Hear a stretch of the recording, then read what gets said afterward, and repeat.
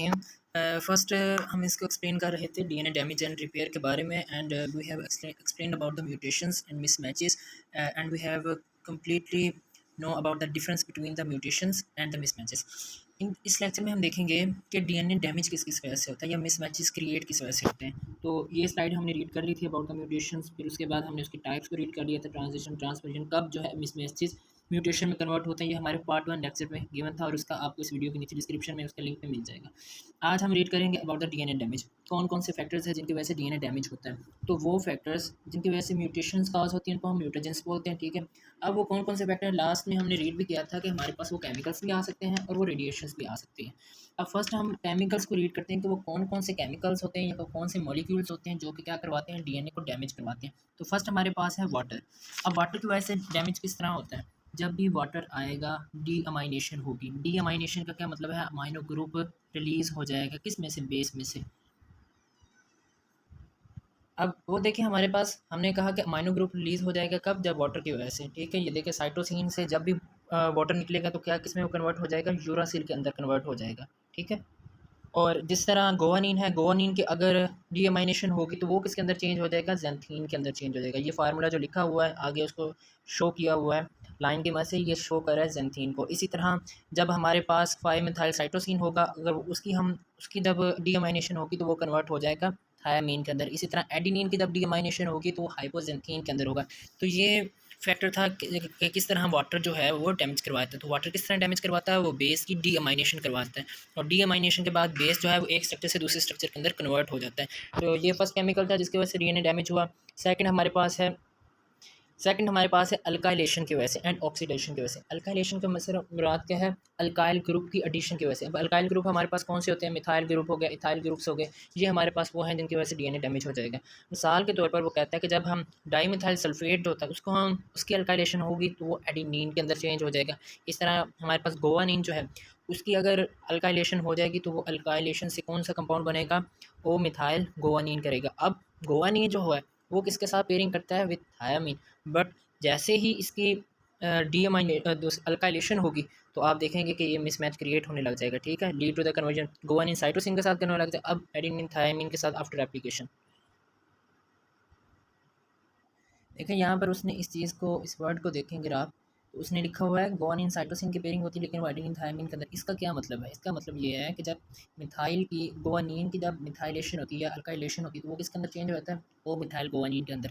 अब गोवानीन जो होता है वो साइटोसिन के साथ पेयरिंग करता है, लेकिन जब इसकी अल्काइलेशन होती है तो ये थायामीन के साथ पेयरिंग करने लग जाता है। तो वो इस चीज़ को लिख रहा है कि गोवानीन साइटोसिन से फिर ये इस एडेनिन थायामीन की पेयरिंग भी क्या हो जाती है, उस पर इफेक्ट पड़ता है आफ्टर एप्लीकेशन।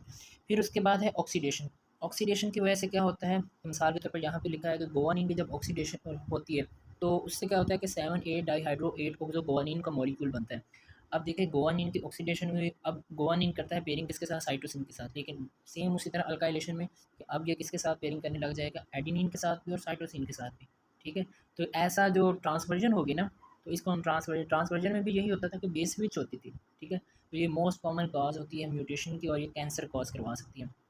तो ये वो केमिकल एजेंट्स थे जिनकी वजह से क्या होती थी, हमारे पास म्यूटेशंस होती थी। आगे है हमारे पास रेडिएशन की वजह से म्यूटेशन किस तरह होती है। तो मैंने आपको बताया था कि रेडिएशंस दो तरह की होती हैं, एक होती है आयोनाइजिंग रेडिएशन और एक होती है नॉन आयोनाइजिंग रेडिएशंस, ठीक है। नॉन आयोनाइजिंग रेडिएशंस में हमारे पास यूवी रेडिएशंस आ जाती हैं। ये क्या करती हैं, इनकी वजह से ये फ्यूज़ कर देती हैं 2 पायरामिडीन्स मॉलिक्यूल्स को, जिसकी वजह से डाइमर्स बनते हैं।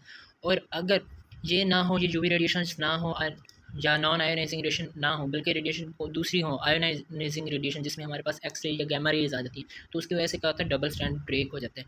और इससे क्या होता है, एक तो मिसमैच क्रिएट होते हैं और रेप्लिकेशन का प्रोसेस जो होता है वो भी स्टॉप हो जाता है। तो ये था कि कौन कौन से वो डीएनए के डैमेज करने के। पहले है वाटर। वाटर की वजह से क्या होगी, डीअमाइनेशन। अल्काइलेशन और ऑक्सीडेशन की वजह से मिस पेयरिंग हो जाएगी, ठीक है। वो अपने आप को इस फॉर्म के अंदर कन्वर्ट कर लेगा कि वो एक मिस पेयर करने लग जाएगा, गोवानीन जो है वो थायमीन के साथ करने लग जाएगा। और रेडिएशन की वजह से क्या होगा, अगर तो वो नॉन आयोनाइजिंग रेडिएशन है तो उसकी वजह से डायमंड्स बनेंगे, ठीक है। और अगर वो आयोनाइजिंग रेडिएशन है लाइक गामा रेज है या हमारे पास एक्स रेज हैं तो उसकी वजह से डबल स्ट्रैंड ब्रेक आ जाएगा, ठीक है। आगे है हमारे पास, यहाँ पर ये बताया भी गया है कि हमारे पास ये जो एक्स रेज है, गामा रेज हैं, ये वाली कौन सी रेज है, ये आयोनाइजिंग हाई एनर्जी रेडिएशन होती हैं, ठीक है। और इसकी वजह और भी किसकी वजह से हो सकता है, रिएक्टिव ऑक्सीजन स्पीशीज़ होती हैं उसकी वजह से भी डीएनए डैमेज हो सकता है। नेक्स्ट है हमारे पास इंटरक्लेटिंग एजेंट्स। इंटरक्लेटिंग एजेंट्स क्या होते हैं, ये इस तरह के मॉलिक्यूल्स होते हैं जो क्या करते हैं, जो पेयरिंग जब हो रही होती है, बेस पेयरिंग हो रही होती है तो उसके दरमियान आ जाते हैं, ठीक है। तो इसमें एग्जांपल दी हुई पॉलीसाइक्लिक रिंग्स की, जो क्या करती हैं, प्योरिन्स और पैरामीडीन्स की पेयरिंग के दरमियान इंटरप्ट करती हैं, और इसकी वजह से क्या हो सकता है, या तो बेस की एडिशन हो सकती है न्यूक्लियोटाइड की, या न्यूक्लियोटाइड की डिलीशन हो सकती है, और उससे जो म्यूटेशन काज होगी उस म्यूटेशन का हम फ्रेम शिफ्ट म्यूटेशंस बोलते हैं। तो ये हमारे पास फोर्थ फैक्टर आ गया हमारे पास जो कि डैमेज कर रहा है। फिफ्थ है हमारे पास बेस एनालॉग्स। बेस एनालॉग्स क्या होंगे, लाइक गोवानिन ने साइटोसिन के साथ पेयरिंग करनी है। अब गोवानिन की जगह क्या होगा कि एक ऐसा मॉलिक्यूल आएगा जो स्ट्रक्चरली गोवानिन जैसा होगा लेकिन फंक्शनली गोवानिन से नहीं मिलता होगा, और वो किसके साथ पेयरिंग करने लग जाएगा, साइटोसिन के साथ। तो बेस एनालॉग्स क्या होते हैं कि ऐसे मॉलिक्यूल जो कि स्ट्रक्चरली मिलते हैं बट फंक्शनली ना मिलते हैं, और वो पेयरिंग करने लग जाए तो इससे भी डीएनए क्या हो जाता है, डैमेज होता है। स्ट्रक्चरल डिफरेंस होते हैं उनकी वजह से डैमेज हो जा सकता है, और ये भी प्रिकैरियस टू द सेल, यानी कि सेल्स के अंदर बहुत सारी मिस्टेक्स कॉज करवा सकता है, उसके अंदर म्यूटेशंस कॉज करवा सकता है। तो समरी अगर मैं इसकी बयान करूँ डीएनए डैमेज की, तो हमने सबसे पहले रीड किया वाटर की वजह से डीएमाइनेशन होगी, अल्काइलेशन ऑक्सीडेशन की वजह से क्या होगी, डिस्पेयरिंग होगी, और रेडिएशंस की वजह से दो टाइप्स है, ionising non ionising. Ionising radiations की वजह से क्या होगा हमारे पास, आयोनाइजिंग रेडिएशंस की वजह से हमारे पास डबल स्ट्रैंड ब्रेक होगा, नॉन आयोनाइजिंग रेडिएशंस की वजह से हमारे पास डायमंड्स बनेंगे, जिसकी वजह से रेप्लिकेशन का प्रोसेस स्टॉप हो जाएगा। फिर इंटरक्लेटिंग एजेंट्स मॉलिक्यूल्स वो क्या करेंगे, स्लिपेज कॉज करवाएंगे, यानी कि वो दरमियान में आ जाएंगे, पेयरिंग के दरमियान में, base analogues. So this is all about the DNA damage. Next we will talk about how we can repair if a DNA damage occurs.